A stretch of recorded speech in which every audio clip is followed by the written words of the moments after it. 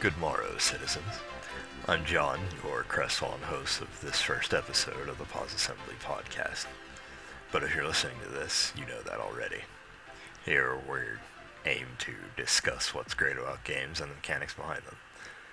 In these episodes, we're just throwing stuff at the screen and seeing what sticks. Progress is made later, but we would still love your feedback before we go public with this. Anything, really. Thanks, and enjoy. Who wants to talk about Dark Souls? I hate that game. It's the worst game. That game hates you. There's no story. Yeah, I'm getting to that. I'll get to that in a second. Dark Souls, according to Wikipedia, is an action RPG published by Namco Bandai in September 2011 in Japan and October everywhere else for the PS3 and Xbox 360, and I think the N-Gage. It's known for its difficulty, a unique take on RPG storytelling and its multiplayer. I mean, we all love this game, except for Leaky, who hates this game. So that's why I put over 500 hours, like, in one game alone. I think that actually really shows. I think you could almost judge your friends list by how long that they've been playing Dark Souls. Like, if you check your Steam friends list, I all of my friends that have bought this game on Steam have played over 200 hours on, except for Aaron, who has played 12. And that is because he played all of his, 900 hours on the 360. Yeah, I was about to say, I have it on the 360 mostly. I think one of my dudes from the Vegas contingent, I think he's played it maybe 4 hours, and you can there's a story there. Anyway, so Dark Souls, I don't even know how to describe it, to be perfectly honest. Would you call it a third-person action RPG? Are those things? Like, it's almost set up like a character action game, but all of the commands, the inputs, the movements are deliberate. It doesn't reward mashing until you get armor and poise maxed out, but I'll get to that later. I think mostly what it's known for at this point, its reputation for difficulty actually precedes it. And I think that's mostly it. People have played some form of Dark Souls at this point. They've probably played something more or less inspired by it. But what I want to talk about mainly is that kind of an issue with criticism that the game draws, which is it's too difficult at points. Dark Souls clearly garners influence, I should say, from the N64 versions of Legend of Zelda. But what seems to ward new people off is the reputation of the game. And that's, I think, almost fundamentally, it's a self-serving loop. If you go into the game scared, you're going to have a bad time. If you go into the game expecting that death is the end of progress, and that is the only thing that it is, then that's not what the game wants you to think. But I will admit that the game has a terrible time of communicating that to you, at least initially. Well, I think that the thing about the difficulty of the game is that once you know where the traps are, once you know what the enemy patterns are, it's really not that difficult to take advantage of things. The game was just hard as nails for me the first time I played it, but the second time I played it, it felt really easy because you sort of know what you're doing, and knowing what you're doing is, that's where all the difficulty comes from. So I don't think the game's hard in a traditional sense. It's just it rewards you for observing what's going on around you, and it punishes you very, very severely for not doing that. The game is an action puzzle game. It rewards memorization and knowledge, and that's pretty much how it goes. You'll see it on any other like forum about the game, where if you go to any of the veterans, they all say the game's incredibly easy because they know everything about the game. Well, it's happens. You learn the game and you never really unlearn the game. I could probably go through Sen's Fortress in 2 minutes now, and the first time you play that, it makes you rage quit. Yeah. The first time you miss a jump and you jump off a cliff, you can never do that again. Like, you'll never go, damn it, that hard ever again. It just gets easier from that point. I guess what I was trying to say is that the game is intimidating, and it does not necessarily want to be intimidating, but then they name the PC port Prepare to Die, so... They screwed up Dark Souls 2 so hard. But anyway, it was actually designed to be obtuse. Like, its tutorial is a joke. It doesn't explain anything outside of the very basic tutorial. What do you need to know that the tutorial doesn't explain? I mean, it gives you a shield. It says hold this button.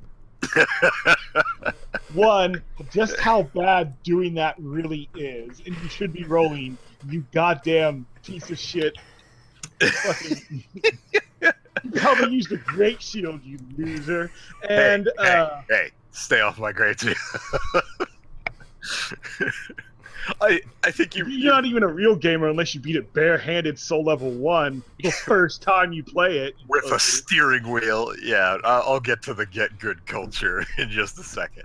But no, let's talk about that, like the first 5 minutes of the game, because that tutorial basically plays you, and I am wholly ripping off other sources here because I didn't realize it until maybe a month ago what that whole first section did. It basically teaches you to have your shield up and act like a scared rabbit for the entirety of at least the first half of the game until you get more comfortable, which I did, but that's sort of my play style anyway. Aaron actually is the one that he was like, "Hey, John, have you heard of Dark Souls?" And I was like, "No, what is Dark Souls?" And then I bought the game a day later, and I said, "You have any tips for me?" And he said, "Shield up, look around." I said, "Okay," and that's probably my comfort zone in these kind of games anyway. I'm not going to pretend like I played Kingsfield, but in every Dark Souls, even though I know what to do, a la rolling past certain things, I'd rather just be walking down that hallway with my shield up. I probably won't be two-handing something unless it's in the moment, you know. So, but like, I can't say that's the best course of action for everybody, and the tutorial definitely doesn't help you in that capacity. Play the game to where it can be fun. If you have your shield up and something big enough or hits you hard enough, then having your shield up is a bigger detriment than you just getting hit into hit stun. So yeah, the first time you're just like holding up the shield against the asylum demon and you just die after you've been told explicitly that this is the only way that you're going to survive from the tutorial. I think that's a missed opportunity there. And I think that sort of set the stage for, you basically weeded out gamers of that era into two camps: people who were going to put down the game immediately, and the people that went on to go, "This game's so easy," because they had something to prove. Yeah. Well, I'll admit, like, I played Demon Souls way back in the day. I rented it, and I hated it. I despised it. It wasn't until Aaron was like, "Hey guys, have you heard of a game called Dark Souls?" Which I never even made the connection until, I was investigating the game. Like, you have to have the right mentality for it, and you have to not just every time that giant saw blade knocks you off the bridge and into a pit of Titanite demons. Because if you're mad, then you're gonna keep making mistakes. but the rightful, I guess, mentality is to point at them when you're on the bridge, dodging the saw blades, pointing and letting them know you're coming back for them. Precious Titanite. And I want to touch. Go ahead, Aaron. I feel like one of the greatest strengths of the Dark Souls games is that while you can die very, very easily, the games, they always feel fair, because in the scenario that you just mentioned, like the saw blades are moving in an entirely predictable manner, yes. And like it's going to be bad if you walk into one. It's up to you to avoid doing that. Like the enemies that are trying to knock you into the blades are behaving in a mostly predictable fashion. Like once you know what's going on, like once you're familiar with those patterns, it's kind of on you if something bad happens to you, and it's sort of hard to be angry at the game when it's just these simple patterns that have caused you to die in a very embarrassing way. It's like embarrassing. You get the, hit by one of the cleavers. Da, da, da, da, da, da. Yeah, I'm pretty sure there's like a sad trombone mod that you can install on the PC version if you're into that sort of thing. But that's great.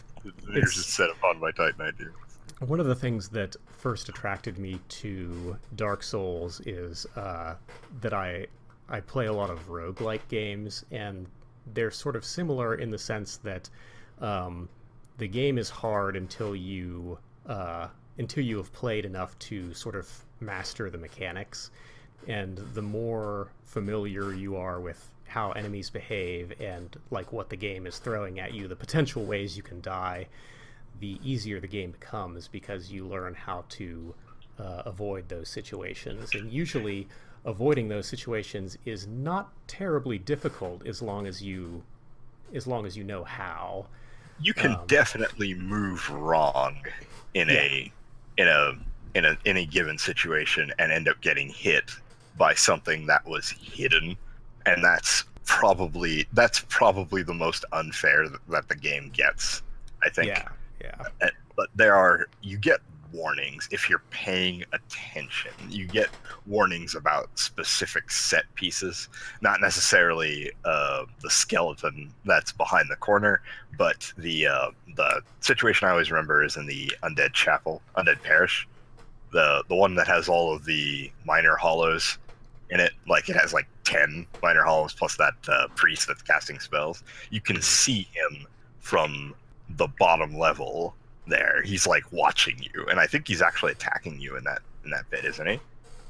Yes. And yeah, you have to go up the stairs, fight the two hollows that will definitely parry you. The first time you just wail on one and it parries you and kills you, you're that's not a warning.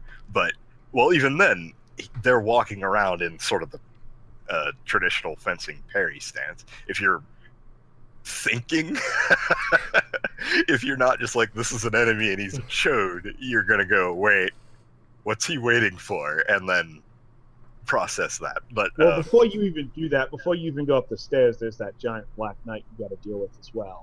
So that doesn't respawn back. So aren't there two of them in that room? No, there's only one.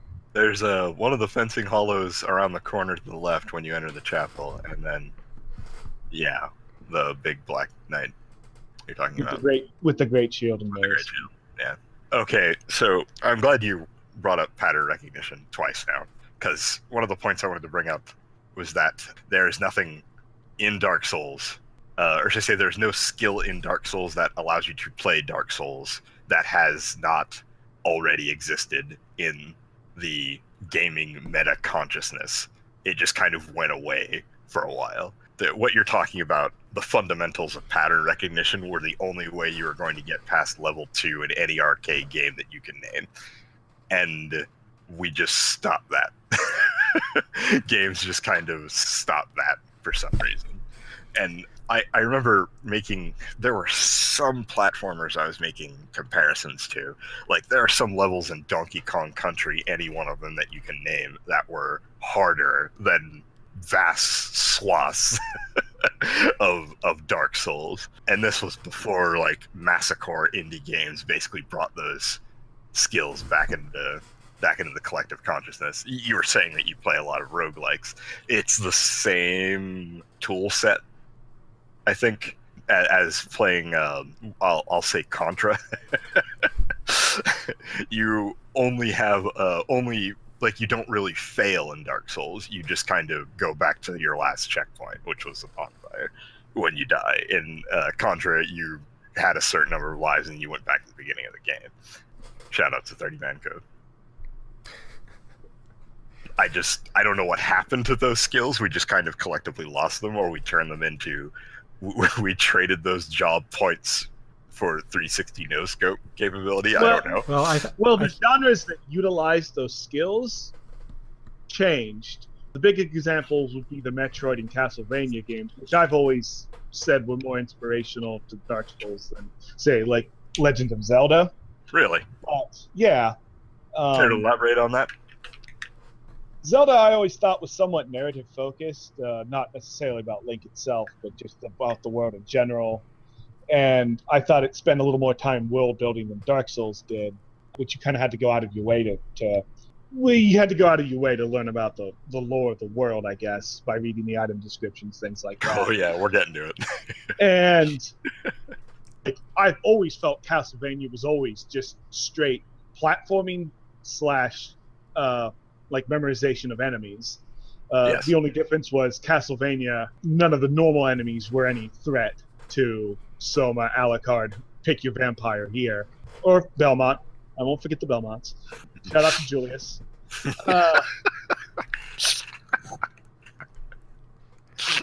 Well, Dark Souls just kind of amped it up where the normal enemies can still kick your ass, but it's still just more memorization. I always felt there was more going on in Legend of Zelda. It's probably why I hated it more. As opposed to, say, like Castlevania and Metroid, which were always about the gameplay and experience of the gameplay. I feel like for a while, particularly with action games, there was this movement to advertise the merits of a game's artificial intelligence. And so there were a lot of games where it was sort of like, oh, you know, the enemies are so smart, they'll, you know, they're not just following, you know, patterns that you can recognize and exploit. And while that has never been true, enemies were acting at least, you know, semi-randomly. They were a little bit less predictable than they used to be. And I think with Dark Souls, it's noticeable that the enemies are just sort of coming straight at you and performing the same one or two actions, and you really notice the patterns because they're just sort of self-evident. The enemies are very plainly not smart, and B, if you don't notice the patterns, you're not going to get very far in the game.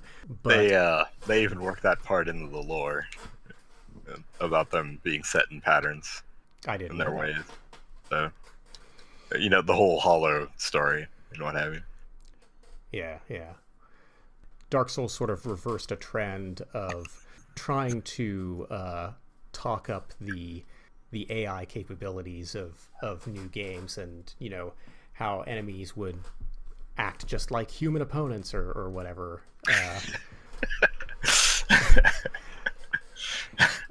Okay, you know what? Let's go to human opponents for a second, because I mentioned multiplayer. You can finish your point.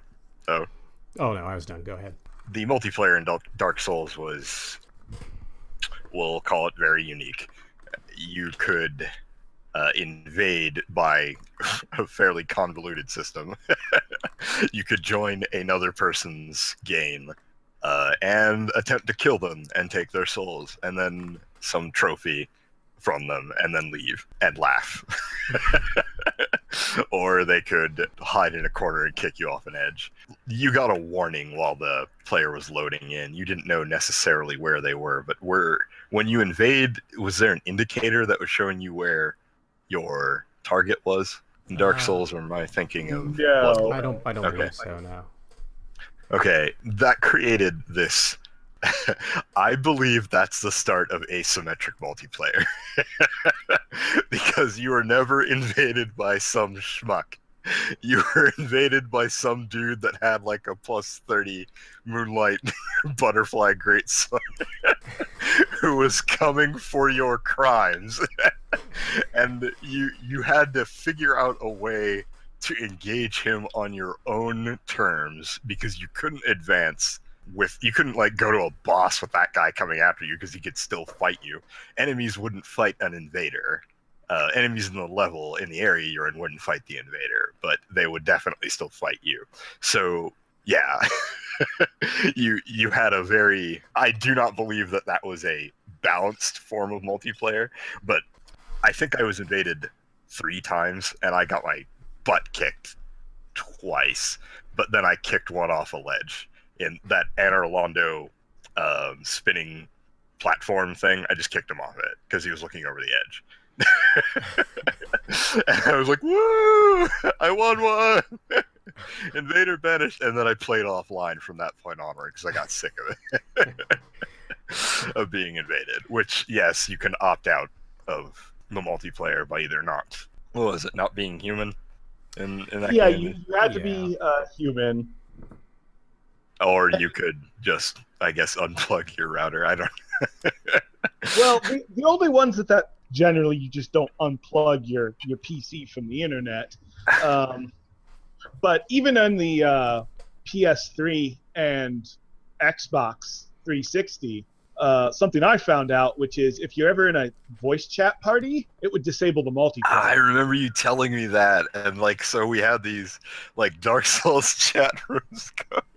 Yeah, so like if I didn't want to deal with invaders, I just get online with you, Bagman, Aaron, Dave, and you guys would just be like going through the rounds of Marvel vs. Capcom 2. And oh yeah, should we be using names, or should we be using handles? I did not address that. Oh well, We can figure that out later. Yeah. Yeah. It's We'll okay. fix it in post. Yeah.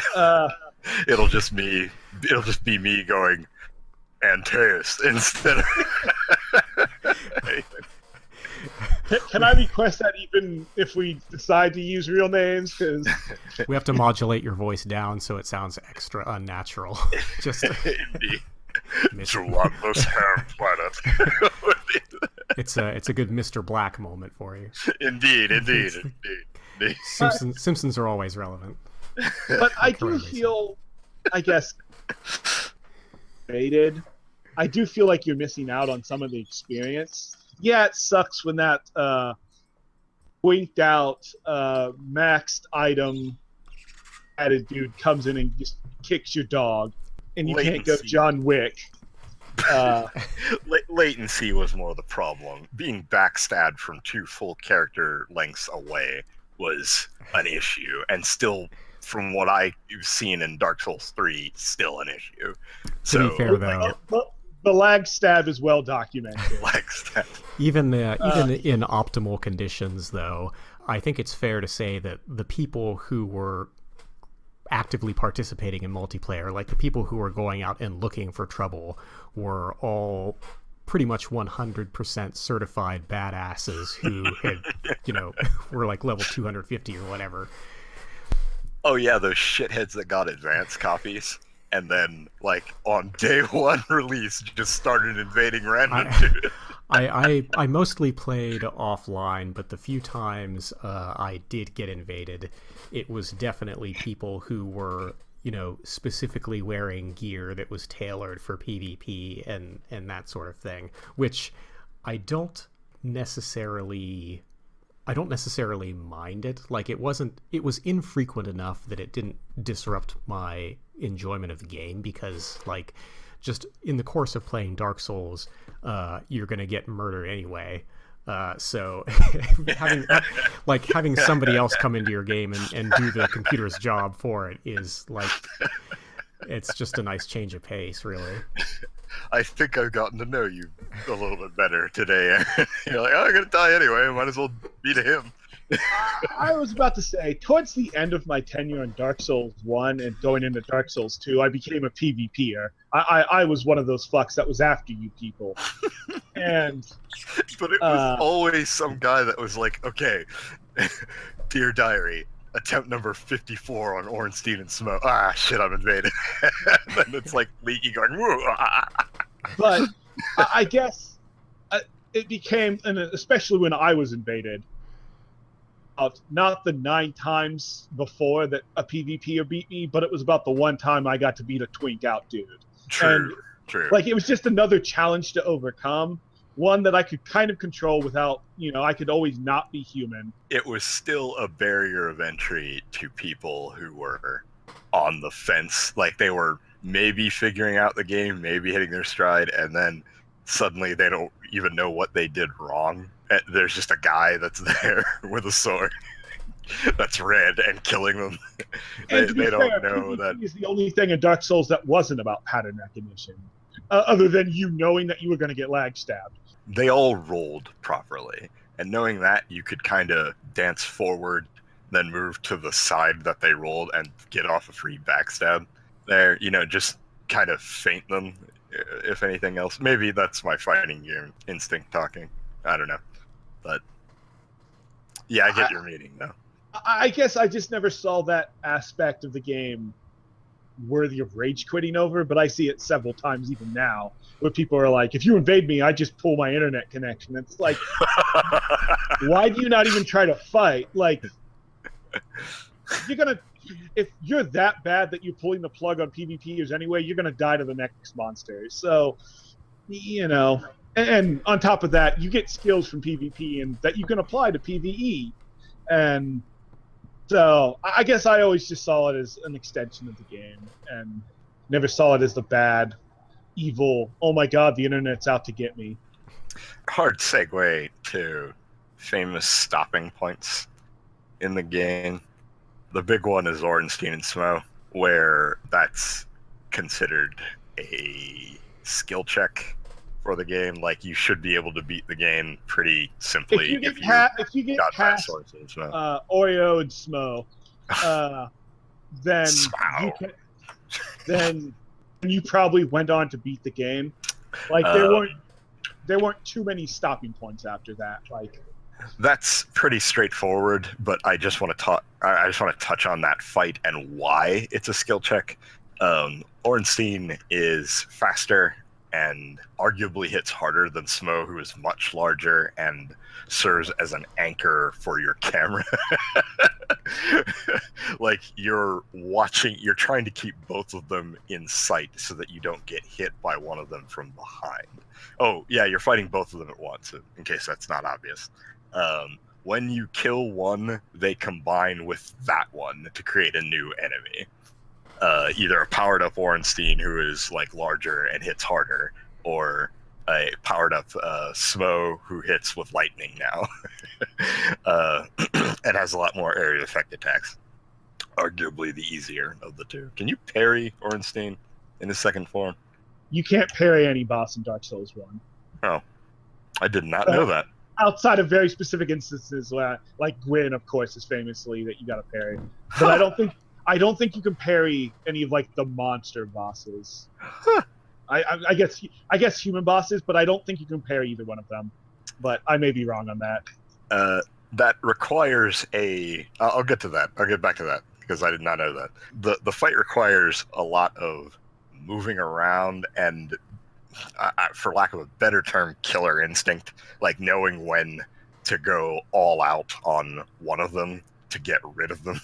It also requires a deeper knowledge of how your equipment works, because if you hadn't been upgrading, you have to have a certain threshold of equipment to get through that casually, is what I'll say.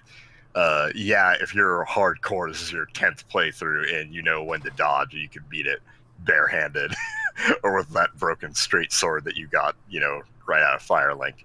But for the most part, if you're just shielding your way through the game, then yeah, you need bonuses and you need weapon upgrades, which I'm also going to get to. The other checkpoint that I keep hearing about is apparently the Capra Demon, which I'm really trying not to do this, but I never had any trouble with the Capra Demon. He killed me twice, and then I beat the shit out of him. The Capra Demon was hard for one type of, I guess, fighter, and that was the ranged fighter, the mage, the... Oh yeah, because he's right there when you. If it's not him, that's the problem. It's the dogs. Dogs. And dog. The entire point of mage, especially early game mage, is that you're unequivocally the most powerful one-on-one fighter out there. They're not going to be able to get to you most likely. The fact that there's 3 enemies, the dogs are immediately on you. It's really hard for them to fight. That's the first hard check for like mages. Did that fight look, I don't know, rushed to anybody else? That seemed... I thought it was strange that the entire fight takes place inside of a broom closet, but aside from that, like, it seemed pretty normal to me. A broom closet with a stairs, but... Which was amazing to walk up and then like plunge attack anything that was down there, and then like walk up again, which is how I beat him. Very easy. I remember watching Alice fight the Capra Demon, and he was playing a mage, and it was not pretty. But I'll get to them later. Thirdly, I guess I'm not listing these in any particular order, but thirdly is Seath the Scaleless, which like. That's odd to me because I had a harder time fighting the Bed of Chaos than Seath. But like, I've read more than one post about people he just kills you. Fuck this game. I was doing great because they don't know. There's no warning other than to die, realize that the rules changed on you, and then not be able to go back to Firelink at that point, which is kind of a safe space for you, for lack of a better term. I think that's a fun moment of the game. It's something that you expected to happen upon dying didn't happen, and now it's sort of like, oh, where am I? And exactly. But yet people quit over that, which if you got past Ornstein and Smo, I wouldn't have fucking quit on that part. I was going to say, I never saw there's a problem, and I will admit I haven't really done too much checking to see who problem. I would say the Four Kings were probably the second most infamous boss. Did you guys have any stopping points? Oh, Ornstein and Smo fucked me up for like time and time again. Like that was the first time I had to get good. It took me a lot of tries to beat Ornstein and Smough, and eventually, well, I mean, the way I eventually did it was killing Ornstein, and then Smough got caught up on a pillar, so I was able to just kind of stand there. That's not the first time I've heard that. Like, that's like a frequent occurrence. No, that's an actual strat there. If you want to. No, the pillar bro strategy as well. I guess formulated. Praise the pillar. Not to be confused with Pillar Man, but we'll get on that sometime else. Yeah, if for the video of this, I am going to put up a picture of the Pillar Man, just for the record. Oh no, how terrible. So yeah, I guess from strats, I'm going to talk about the get good culture.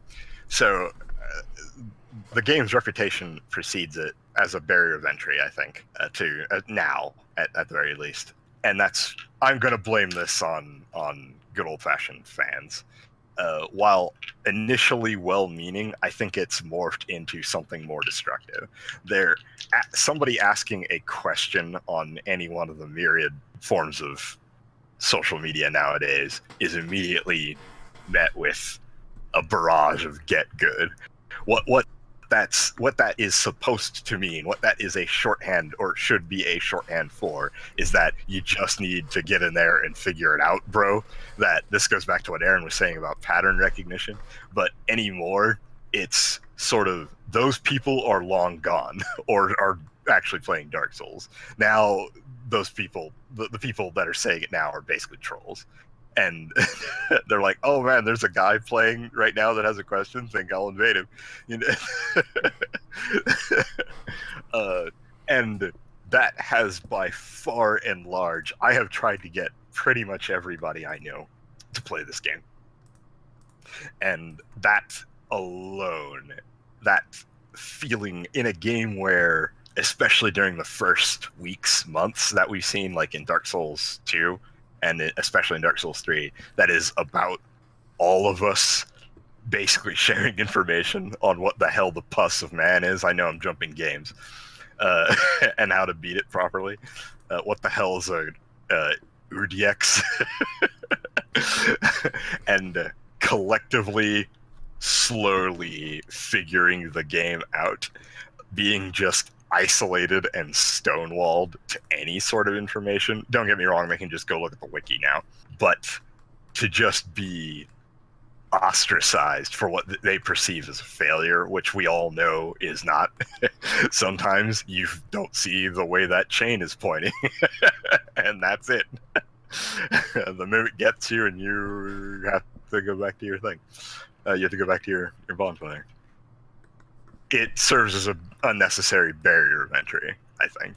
Yeah, I feel like there's always been that sort of hostility towards people who are new to a game or don't know what they're doing. Like, I feel like that's something that's been sort of endemic to, like, gamer culture. Really? From way back, and I will say that it hasn't gotten any better. It's I guess I never made that connection. I think it's gotten worse here lately. Hmm. Like, Yeah. in the past 5-10 years, Dark Souls was infamous for the get good mentality. We used to, maybe it's because the internet isn't as large as it was when I started back in my day. Uphill, snow, both ways. We banded together back in the old BBS days, so to speak, because we just didn't have the information that we used to. But like, now you try to ask anybody for help, and yeah, it's get good. Whether in Dark Souls, Overwatch, League of Legends, any game that requires your teammates being there, or even if it's just singular in Dark Souls case, like, no one wants to share any. Like, it reminds me of old school fighting game community where everyone is trying to hide their tech in a big tournament, but then the Japanese were like, yeah, here's how you do everything, and then they would blow us the fuck up anyway. So, here's how you do everything, because it's not going to help you if we ever face each other. but like, we gotta hoard all our tech, but there is no tech to speak of. They're just asking a question. There's Yeah. a definite sense of suffering there, like enjoying suffering there when we literally all of us went through it. And now it's just a meme. Like, everyone's just repeating it because someone else repeated it to them. I yes, think- Here, go ahead. there's definitely a feeling from the old school Dark Soul players, the people that started with Demon Souls, the 4 people that started with Kingsfield, the people that were around in the early adoption of Dark Souls. Yes, I do think they want the newbies to suffer, because they all suffered at Capra Demon. They all had to get good at Ornstein and Smo. They all had to learn the DPS race that is the 4 Kings. And they want everyone else to do it exactly like they did. And so, like, the culture's just been built up even more so than the unhelpful culture that's around gaming. I think that there are plenty of helpful, good and kind-hearted people out there playing those games. It's just that if you are asking questions in some kind of public forum, like, those aren't the people you're going to be talking to. Like, the people who inhabit those forums are more of the not helpful type, and there's I don't know when it happened, but at some point along the line, I think people sort of became accustomed to the mentality that the way to be cool on an internet forum is to act like a dismissive asshole who, you know, doesn't have time for talking to anybody. And, you know, the people who buy that are the ones who are talking the most on forums. The people who are not buying that have all left the forums because they don't want to deal with it. So, like, you know, I think that the majority of people are, you know, they would be more than happy to talk to you about that sort of thing and help out.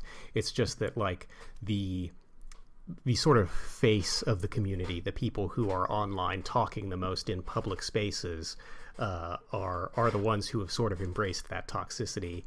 And like I said, I don't think it's necessarily a Dark Souls thing. It's just that's where the community's at in general. There's nobody who is really trying to I should say there's nobody in a position of relative power who wants to change that mentality at the present moment.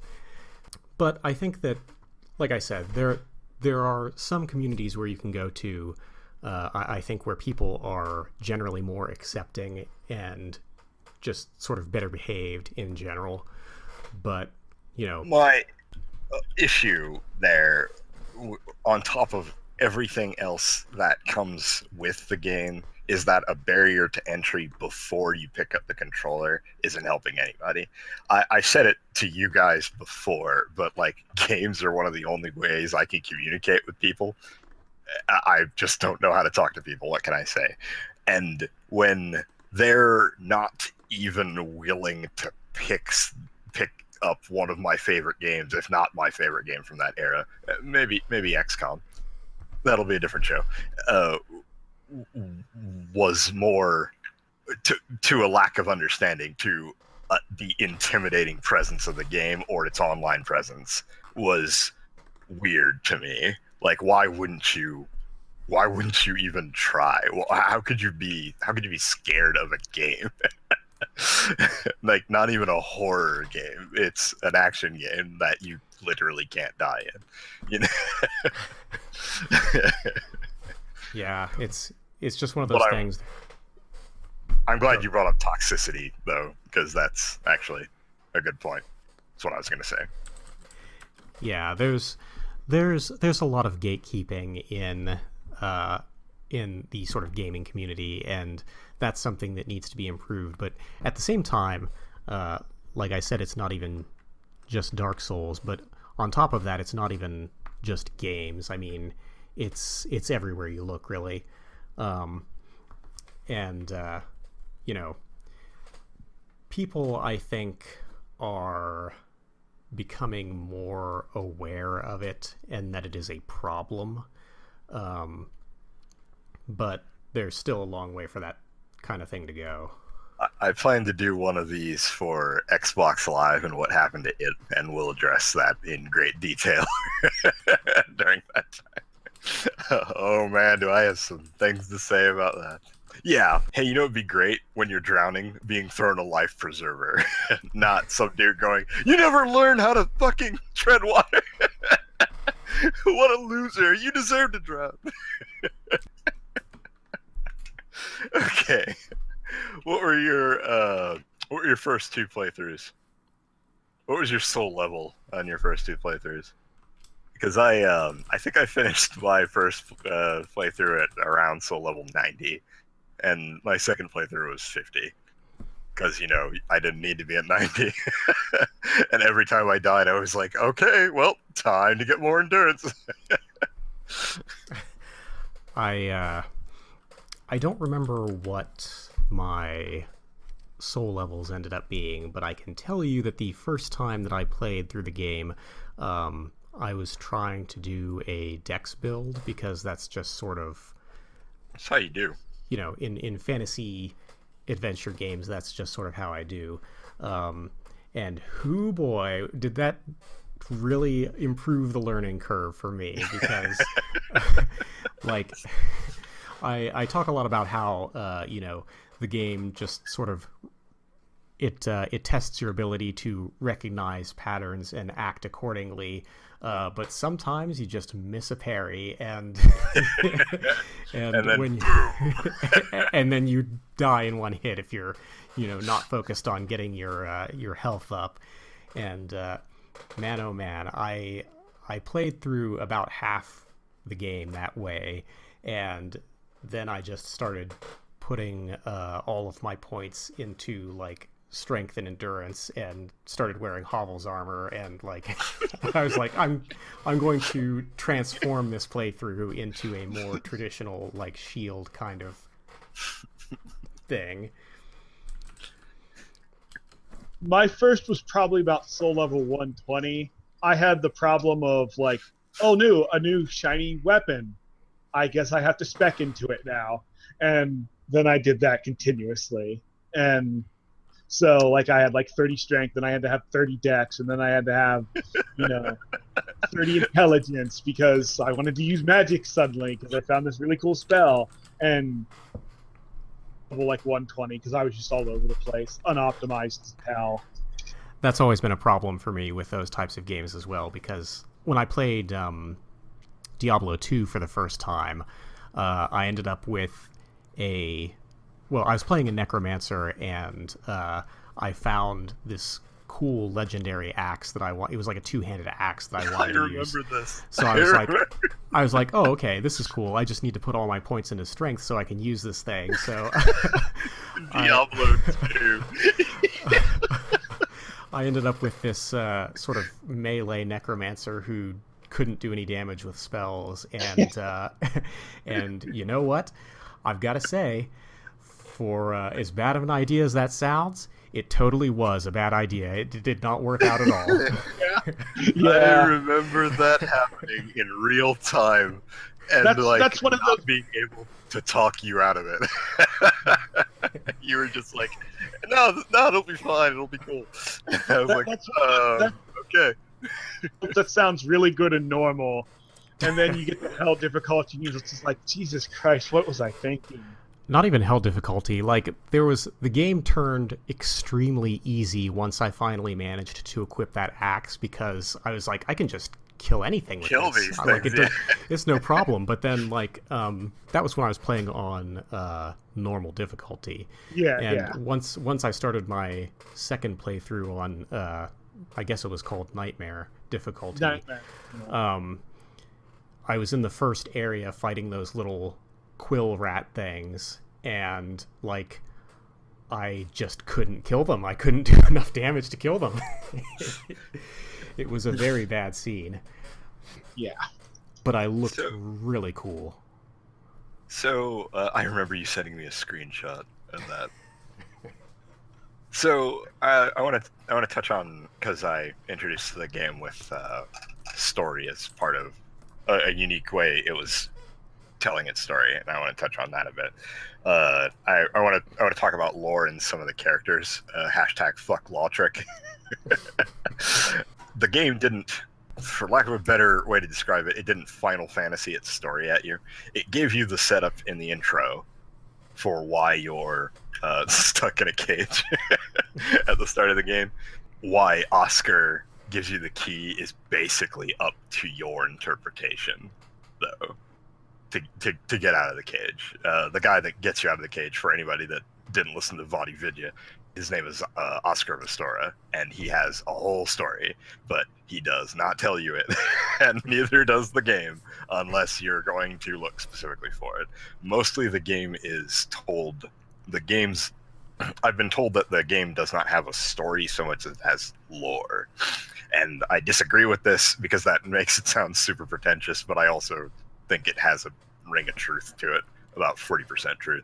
The story beats are, you are the chosen undead, you beat Orenstein and Smo, go get the Lord Vessel, and then link or don't link the flame. I think those are literally the only story beats. Everything else in between is just delving deeper and deeper into why these people are here in the first place. Hashtag fuck Lautrec again. The game communicates the story to you in the same way that it communicates, the action of the game to you, which is to say that it doesn't really, unless you are paying close attention. Like, if you are specifically looking for it, you'll find it. It's there. If you aren't reading all of the descriptions of the items and that sort of thing, then, like, yeah, you're just going to kind of miss out on all of that background information. And I'm kind of okay with that. Like, I kind of don't have a problem with a game that doesn't explicitly tell you anything, that just kind of drops you in and says, figure it out.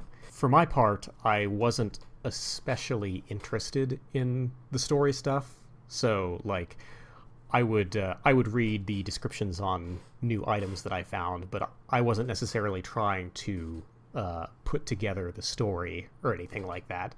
For me, the thing that was great about Dark Souls in terms of its setting was the sort of visual language of the world.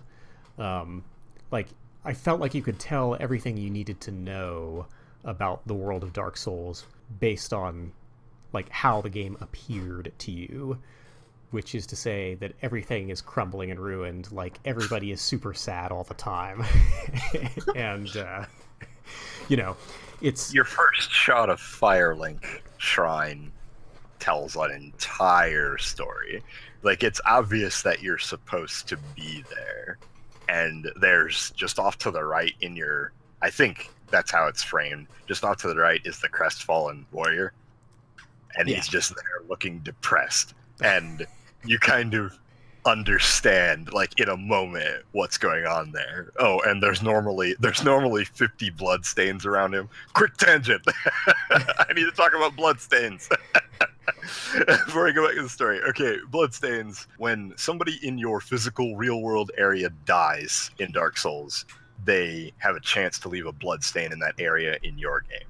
If you touch the bloodstain, a little ghost of them will appear and start repeating the last maneuvers that they did maybe for 3 seconds before they died, right? And that is a critical warning about specific traps. It's probably the best reason to not play offline. Double negative. That is the best reason to play online, is to see those bloodstains. Especially, like, you don't have to go around touching all of them because, well, but also some of them are funny.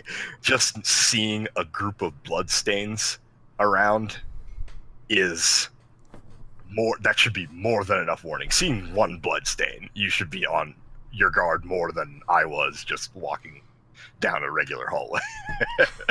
which was to say extremely on your guard. And bringing it back to Crest Bro, he was always surrounded by bloodstains. And I know at least 2 people that quit the game because they tried to kill him. And he is specifically designed for new people to try to just turn them inside out when they try to kill them. And this was done deliberately, on purpose, to teach players a lesson. Not that the lesson that you should not attack people randomly, but that it is possible to fight him. That he does have an HP bar, that if you're good enough, or have the bigger gun or whatever, you can beat him. And that comes with rewards, like defeating any enemy. But your first time, if you're just like, I'm going to GTA for this guy, he's going to kick your ass. Like he's done the other 50 people around him. But I know people that return the game at that point. They paid cold hard cash and they were like, nope, I'm done. Anyway, did he stay mad at you if you attacked him and then died? Like, would he attack you? Yes. Okay, I thought so. He stayed aggro. Every NPC, I believe, stayed aggroed. Funny story about that. The the tunnel, the sewer aqueduct that you go into to get into Undead Burg. You know how there's a shortcut at the end of that one that comes from, like, the Christ. depths? the depths, I think. Right? You know how there's a shopkeeper in there? Yes. Okay, so I was coming up out of the depths, and I was nervous as all hell because Maneater Mildred freaking rang my bells or something. And I turn, I've got my shield up, right? So you don't get interaction prompts when you have your shield up.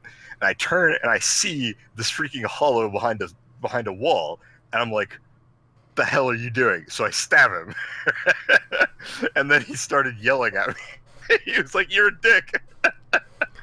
And that's the guy that sells you the anti-curse stuff, so you can go into what's it called, the place with the ghosts. New Londo. New Londo, yeah. New Londo. So you can go to the New Londo ruins, and I didn't know about removing your sins from the guy in the gargoyle towers at that point, so I kind of ruined that game.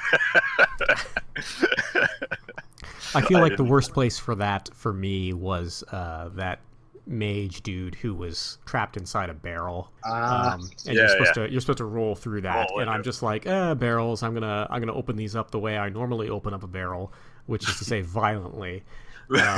Two-handed axe. And yeah. That's how I solve most problems in these games. Two-handed axe. It was very easy to get into a situation that you would regret with that particular guy, especially if you didn't notice he was there. Which, he's designed to, like, you enter the room, he calls your attention to him. Like, he says, hey, give me a hand here. How did I get in this barrel? Magic. Shut up. Get me out.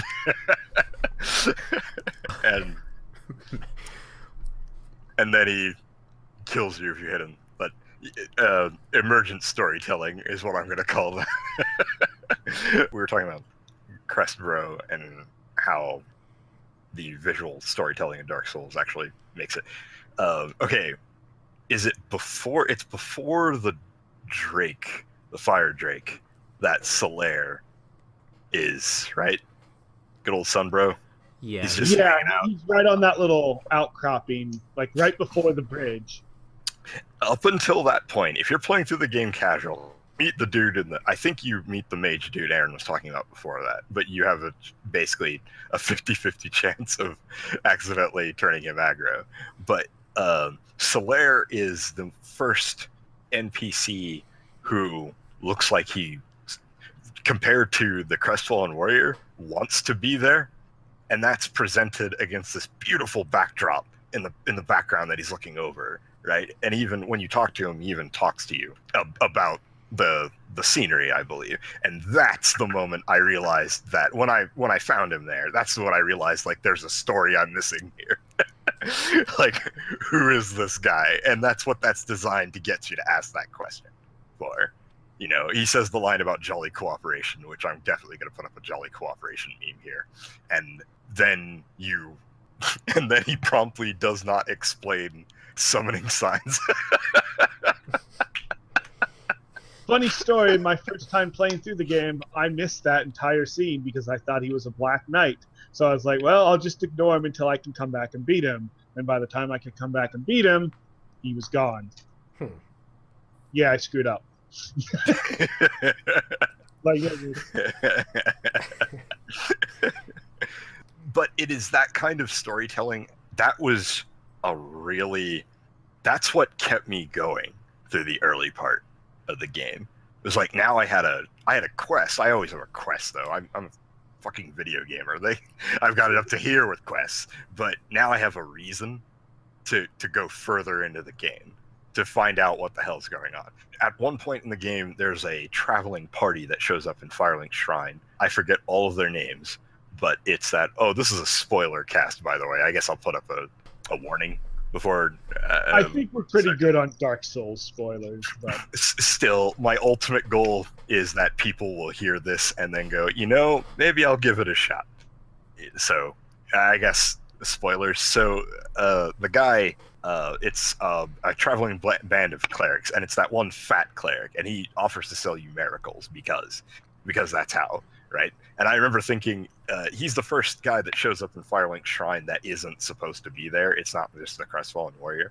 And him and his party, they're like, hey, we're going to go down to the depths because reasons. And you're like, oh, that's nice. Why? And then they never tell you. But like the story that unfolds there, if you track them down after they appear, they tell you where they're going, so you'll go there and look for them. And the game doesn't expressly tell you that, and I did not do that my first playthrough. But I remember him just showing up, and I was like, oh, the Firelink Shrine's going to build itself up, and it's going to be like a town, because I rang the bell and I'm a badass or something like that. And then no, like I think I died to a boss, came back, he was there. I died to that same boss, and I came back and he wasn't there. And I was like, how the hell are you supposed to buy miracles now? And I was really confused about all of that. Yeah, as someone who was not paying a great deal of attention to the story, and like I wasn't going out of my way to talk to people all that often, it was a little bit confusing when you would get back to Firelink and like certain people would be just dead or missing or whatever. I was like, man, I think I missed something important here. Indeed, which I think that's another one of the game's call to action moments, where Firelink Shrine as kind of a safe area for you. The game is the first half of the game is designed basically to call back to Firelink in some capacity. So when you come back and mysteriously find that the Firekeeper's dead, Hashtag Team Valtrak. hey, that was probably the angriest I had gotten at that game. When like, because there were like 100 messages, soapstone messages around the dude that were just like, kill him now. And I was like, why would I do that? He hasn't done anything. There were also like 100 messages next to each cliff that were like, try jumping. Try jumping. I mean, so you know, I'm not gonna kill somebody just because the writing on the ground told me to. Yeah. And yet I wish I did. And yet also I kept trying to jump down the well in Firelink Shrine to fight the octopus. Well, anyone? That's a pretty. No, you're not getting credit for an Ergie's joke. Anyone? Okay, good. That's a pretty good pull. I think. Okay. Let me just mark down the timestamp. We can edit that one out. Okay. very, very good. Very good. I like the characters in Dark Souls. I like that the game is designed around you going and finding out more about them. Like you just put hashtag Team Octopus in the Skype chat. That's what I'm laughing at. Anyway, you have your what I'm going to call traditional storytelling in RPGs, but then you had something like this that made you curious. Like in more contemporary titles, or should I say more mainstream titles, you knew you were going to get the story over the course of gameplay. That wasn't necessarily the case in Dark Souls. I did not get the good old Onion Knights story at all in the first game, because I don't think I saved him the first time. I forget how that parses out. And I know I never summoned Solaire either. Like, he basically just left after that. And I was like, hey, thanks for, I guess, making me believe that not everyone's a douchebag. And that was it. But I wish the game did a better job of explaining how that worked, I guess. That's really my only regret as far as that's concerned. But nowadays, pretty much, if you're going to go into the game, you kind of know what you're going to get now. To any new people, I would say, yeah, go ahead and hit up a wiki. Or ask somebody that isn't going to spoil it for you. Because I think that's what made my Dark Souls 3 experience, at the very least. Dark Souls 1 probably would have been improved drastically if I knew how characters worked. You're going to miss the majority of quest lines if you do not follow a wiki first time through. Because you're not going to summon somebody, or you're not going to go down a hallway correctly and see the one door you missed that has, the important NPC you have to talk to. I'm sure it's somewhat on FromSoft's, I'm sure it's deliberate from them that they've made these quests, but you're just going to miss them if you don't follow the wiki. It's nuts. What was the Firekeeper in Anor Londo? Because I remember she was the one that had the description of humanity wriggling beneath her skin. She was a dark moon, and she would attack you if you took out amazing Oh. chest. Yeah. I had the name on the tip of my tongue, and He was actually like one of the only like what 2 people that were actually in Anne Orlando still left. It was her and Gwendolyn that were still left. I never fought Gwendolyn. I didn't know. I just left, I You guess. have to get rid of amazing chest. So Yeah, never did why, that. why, Because, amazing chest. why would you get rid of that? Why would you get rid of it? So, I think that's about it. Oh, I want to talk about a couple of the cons, which we've already been touching on how many barriers to entry this game has, like this unnecessary amount of barriers to entry. But first and foremost, like, you get past all the bullshit. You get past the game intimidating. You get past the fact that the game does not actually tell you how to play it. We'll call it for fun early on in the tutorial. And then you get to the stats. And the only way I could describe the way leveling up in Dark Souls works is esoteric. Like, you have to make wrong choices before you figure out what right choices are. And I think that was before tooltips were in Dark Souls, right? Yes. No, I think there was a basic like help that would tell you, but it was like tooltip for strength is how strong you are. But it was like Yeah. Romance of the Three Kingdoms 2. It was translated directly from Chinese or something. it was like, this ability will increase your fortitude, which doesn't say that it's going to make your endurance bar larger. It doesn't say that. Yes, it wasn't particularly helpful. Right. It was. There you go. It's not helpful. What they did tell you was not helpful. It was not super helpful, and it was especially not helpful when you got into like derived secondary statistics, because it's like, this is one of the stats that contributes to your stability. I have no idea what that means. Even now, I don't have any idea what that means. Was stability poise, or was poise and stability? I mean, who even Poise knows? was poise. Stability had to do with blocking and shield. I think stability was how much stamina it took. Shit, Wow. I didn't know that. But even I if you, just kept buying more endurance. but even if you knew that, like, it was still not being the effect that you got, the benefit that you got, was not being quantified in a way that was presented to you in a straightforward way. Like, even if I know that putting points into a certain statistic is giving me this effect, I don't know how much of an effect it's giving me. I just sort of have to... You have to increase your HP and then judge by that. Like, I use that as a metric for what kind of incremental increase I would get vaguely, and that was the only thing I got. And that sucks because I was playing a spellcaster at the time. Well, spellcaster, I was playing a cleric. So yeah, I was like, Yeah. does increasing faith make me heal larger? I don't know. It was the most inscrutable part of an inscrutable game. And all of that on a new player. On top of the next biggest con, that like this was addressed directly in Dark Souls 3. Firelink Shrine had all the amenities. All of your item creation was there. All of your NPC quests basically revolved around there. Well, not all of them. Like finding Zeewort in 3 was a treasure hunt of sorts. But in Dark Souls, you had to know where the smiths were, and they were not near you in Firelink. You just had to memorize where they were.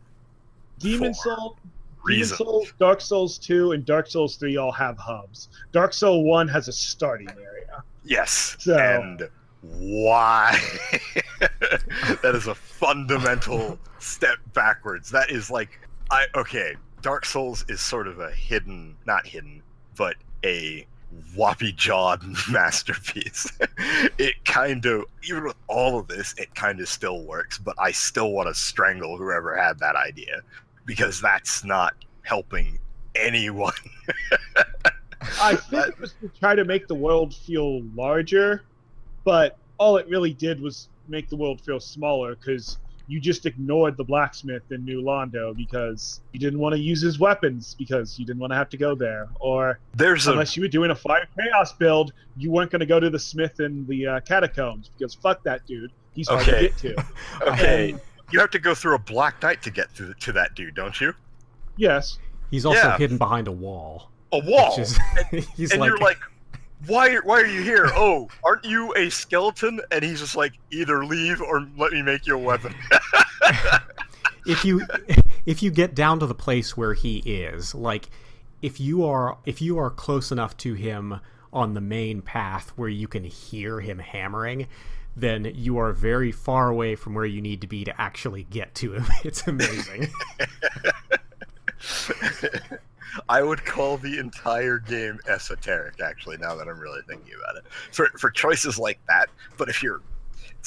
I can't finish that thought without saying, but if you're paying attention to stuff like that, it can turn into an immensely rewarding experience to go, wait, that's the sound Andre makes.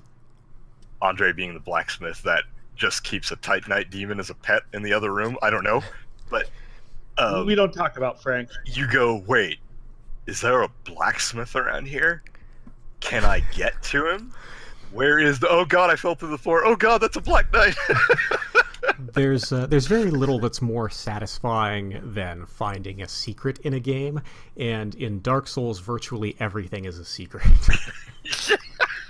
That's so true. That's so true, and that's going to be the name of the episode, I think. Virtually everything is a secret. Okay. Unnecessary buried entry is what I would call it. And I don't know why they did it that way. I think I know why, to kind of cash in on... They wanted to make... From Software, the people in From Software wanted to make something that modern gamers, contemporary gamers at the time, had not seen. I think they wanted almost to shock gamers back to a time where Kingsfield was relevant. I guess I don't know why. I'm just glad that they made those choices, because that sort of started a whole trend. I know XCOM didn't directly call to Dark Souls as an inspiration. It was just sort of a happy coincidence that XCOM came out within a month of Dark Souls back then. And then suddenly we remembered what rewarding gameplay looked like. That didn't involve chainsawing a guy. And I'm really thankful. I guess that's what I'm trying to say. Yeah, I think some people find difficulty to be rewarding. Some people, are looking for other things from their gaming experiences. If you feel like difficulty in a game makes for an extremely rewarding experience, then yeah, you could do a lot worse than Dark Souls. You definitely feel like you've accomplished something when you get to an area that you've died like 30 times trying to reach before. I would wager most people felt an accomplishment when they finally defeat Ornstein and Smough, for instance. Yeah. Yeah, I mean, I know I did. This guy's kicked my ass. Absolutely. So. It feels good to succeed after repeated failure. Indeed. Getting on to that. Getting on to... I would say that that's my closing point. And now I want to have some fun with this. Okay. So, getting people to that point has been like herding cats. Because, I know what the payoff is, right? I know what grabbed me about the game. But even trying to get them past the freaking Asylum Demon has been, dragging people into the Asylum Demon. And so, as proof of concept of what I was talking about, I'm not sure if anyone had... Every time... the only reason I had my Steam friends list open for a while was to get the alert for whenever Ellis was playing Dark Souls. Because he basically shunned conventional wisdom. Not the get good kind of conventional wisdom, but he said, and I quote, "I'm going to die anyway, so why bother investing in HP?"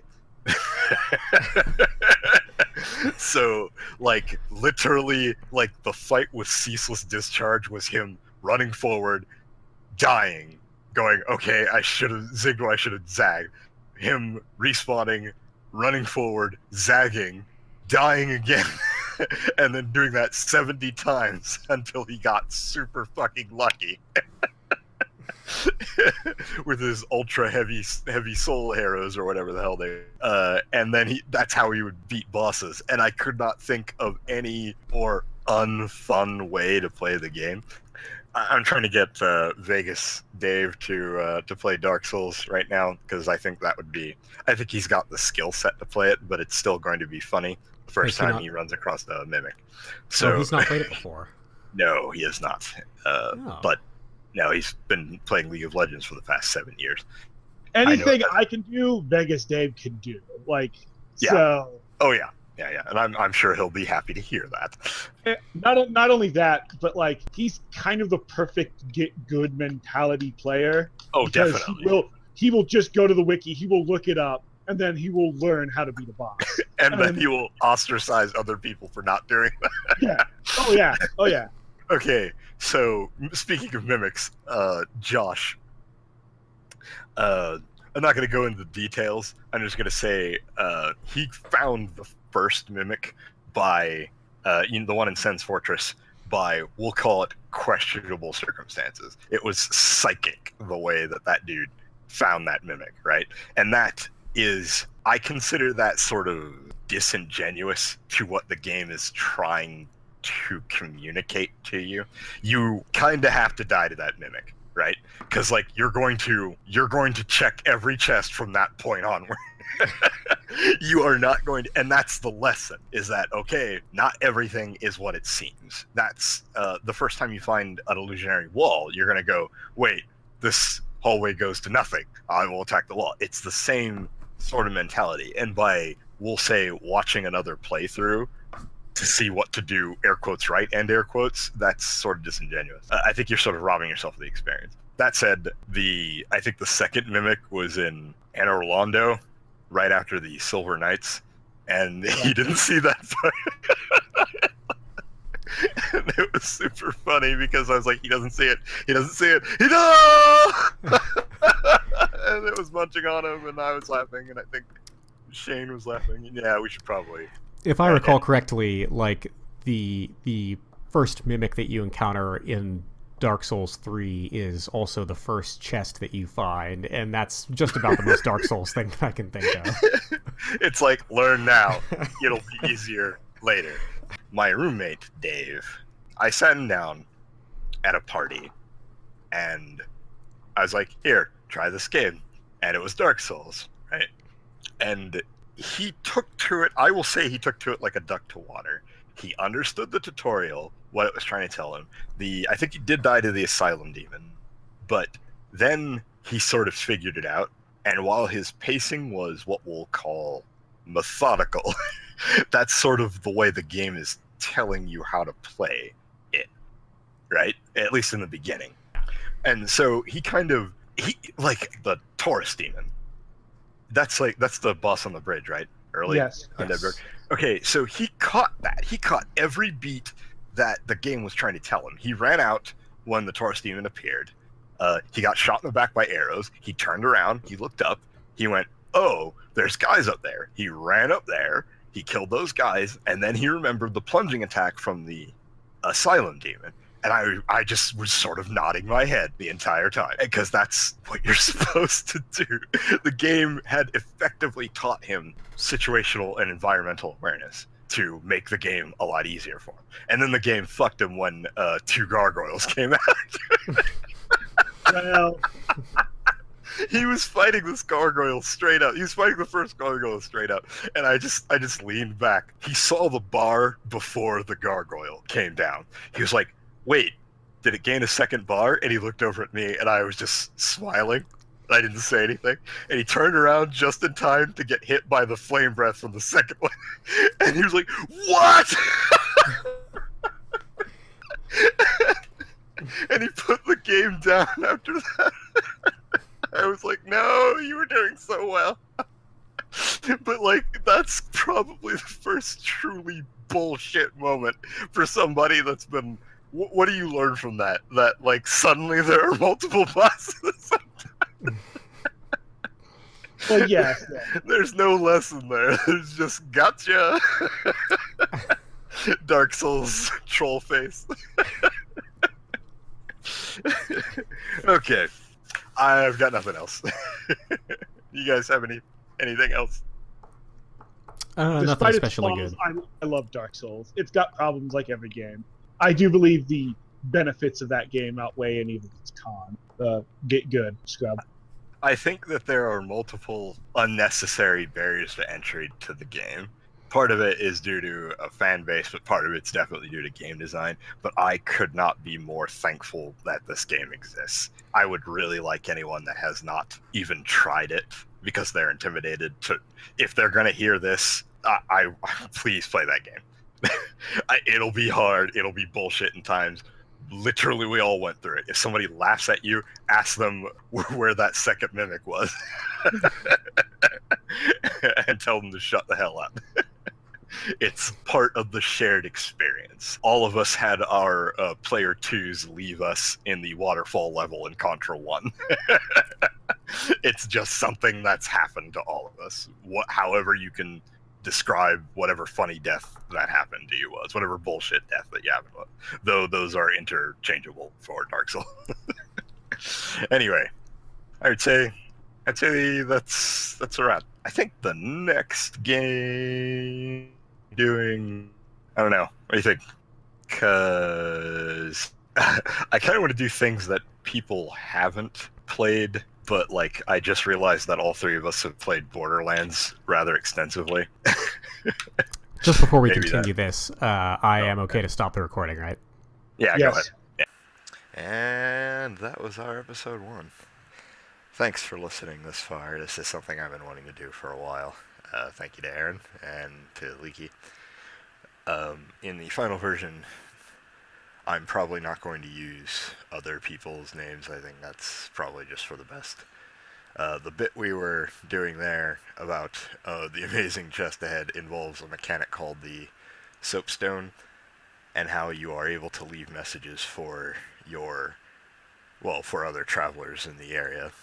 You can't, however, say just type out a message. You have to use a fairly robust set of pre-chosen words and some small phrases. So if you wanted to warn somebody that there was a mimic coming, you would say, "Warning chest."